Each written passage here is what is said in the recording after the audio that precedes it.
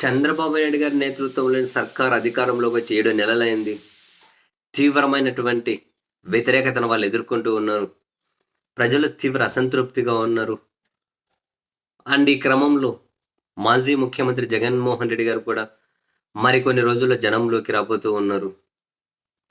ఈ నెల ఆఖరు లేకుంటే నెక్స్ట్ మంత్ ఫస్ట్ వీక్ వరకు ఆయన అయితే పర్యటనలకు స్టార్ట్ అవ్వబోతూ ఉన్నారు. And at the same time ఇప్పుడు ఈ సంక్రాంతిని పురస్కరించుకొని వైఎస్ఆర్ కాంగ్రెస్ పార్టీ ఒక డిజిటల్ క్యాంపెయినింగ్ స్టార్ట్ చేసింది.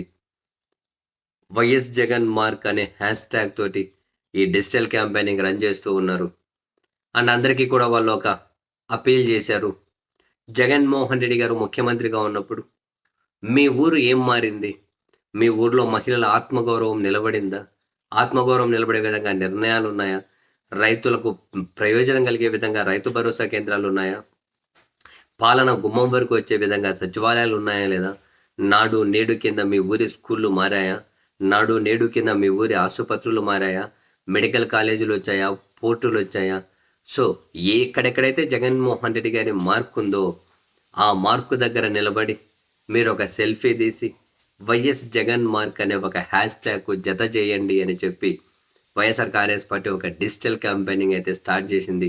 సంక్రాంతికి అందరూ ఎక్కడికక్కడ వాళ్ళ సొంత ఊర్లకు సొంత ప్రాంతాలకు వెళ్తారు కాబట్టి అక్కడ ఏదైతే జగన్మోహన్ రెడ్డి గారి మార్క్ ఉందో, తాను చేసిన అభివృద్ధి ఉందో దాన్ని ఈ డిజిటల్ క్యాంపెయిన్లో భాగంగా మీరు కూడా పాలు పంచుకోండి అని చెప్పి వాళ్ళు ఒక అప్పీల్ చేశారు.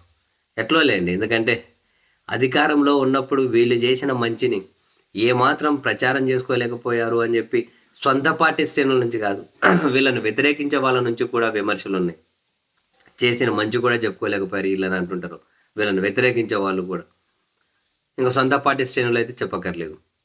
సో ఈ క్రమంలో కనీసం ఈ క్యాంపెయినింగ్ అన్న స్టార్ట్ చేసి ఇప్పుడైనా వీళ్ళ అధికారాన్ని కోల్పోయిన తర్వాత అయినా వీళ్ళు ఏం చేశారు అన్నది జనానికి చూపెట్టుకోవాలి అని చెప్పి ఒక నిర్ణయం తీసుకున్నారు.